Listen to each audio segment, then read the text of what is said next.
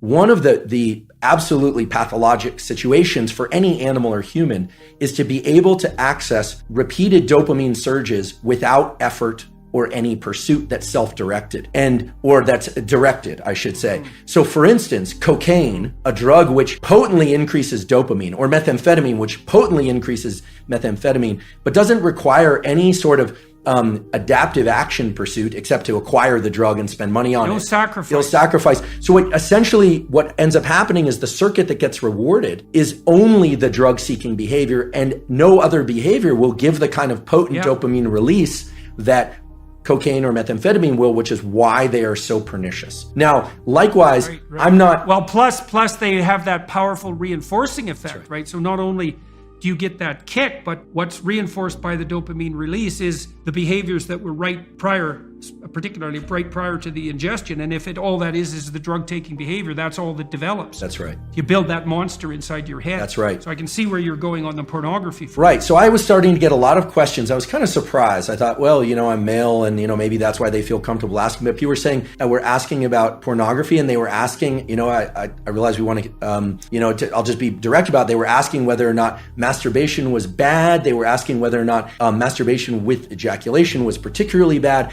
And here's my stance on this. I'm a biologist and a neuroscientist, not a psychologist. But what we know for sure is that if an individual repeatedly engages in this circuitry, let's say masturbation and pornography with increasingly potent forms of stimulation that are on a screen, a couple of things happen. First of all, what's being reinforced? What's being reinforced is a high dopaminergic response to watching other people engage in sexual behavior, which is very different than being in a first-person sexual experience. Okay, so right there, that what's being reinforced is not actually any kind of improvement in communication skills. It's voyeurism.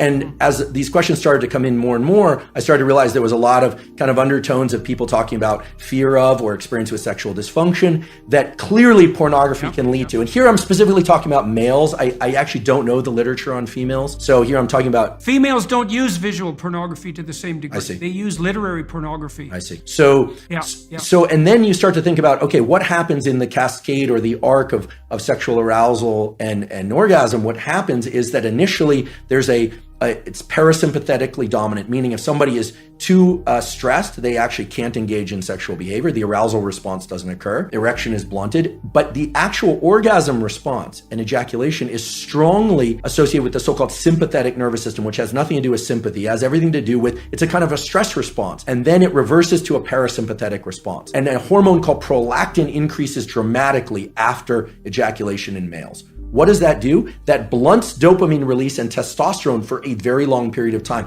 which makes sense if pair bonding and sort of, in our species anywhere, there's this idea that then other molecules would be exchanged with partners, pair bonding, potential for raising mates, etc. Without getting into a huge discussion about that, the point is this: masturbation and pornography are potently tapping into the dopamine system and can undermine the very processes of what I consider healthy processes of finding a mate, dating, communication, eventually, if it's appropriate, sexual interaction, etc. Like it's undermining pair bonding. And pair bonding. So here's a question. If you're seeking sexual release through pornography and you go through the whole cycle and you get a prolactin release, do you bond with yourself? So this is very interesting. The biology explains it as what's left there is a kind of an open loop, a kind of an emptiness, right? Because bonding with the self is a complicated notion. I mean, there's a healthy version of that, of course, loving oneself and self-referencing. And again, this is more far more your domain than mine in terms of what a healthy self-relation is. But in the absence of a real partner there, of an absence of real sexual partner, there's an open loop of neurochemicals, including oxytocin and prolactin. The dopamine, remember, dopamine goes up during pursuit, anticipation, then peaks and then crashes below baseline after orgasm and ejaculation. So this kind of low that people fear is putting them into an amotivated state. We can think of this, if I were to kind of expand on it, would be, it's this kind of neurochemical, psychological equivalent of making your home environment filthy for a while, not actually putting you into this positive amplification of dopamine. So it depletes the dopamine system. And it's likewise in drugs of abuse and addiction, it eventually depletes the dopamine system. Initially, there's a huge dopamine surge with drugs of abuse like methamphetamine and cocaine. But over time, people are using more and more to achieve what is not such a great high. You even see this a little bit with kind of consumption of energy drinks. Like people are taking more and more chemicals within their energy drinks, and they're thinking about loud, fast music, energy drinks. It's kind of stacking of dopaminergic tools. Now that's not as pathologic. In fact, there are some energy drinks I'll occasionally drink and I enjoy them. I don't think we need to be entirely afraid of pursuing or engaging in things that release dopamine. Obviously, healthy sexual behavior, food that we love, social engagement, all of these things can be dopaminergic. It's the big peaks in dopamine that are not associated with any prior effort or organization of self that are particularly dangerous for the human being. Yeah, well, you could see that's a cardinal danger of affluence then. That's right. This is why the children of That's right. You cannot get rats addicted to cocaine if they live in their natural environments. Is that right? You can only get rats addicted to cocaine if they're isolated rats in a cage. Yeah, they won't bar press for cocaine in a natural environment, and it's because they have alternative sources of dopaminergic gratification.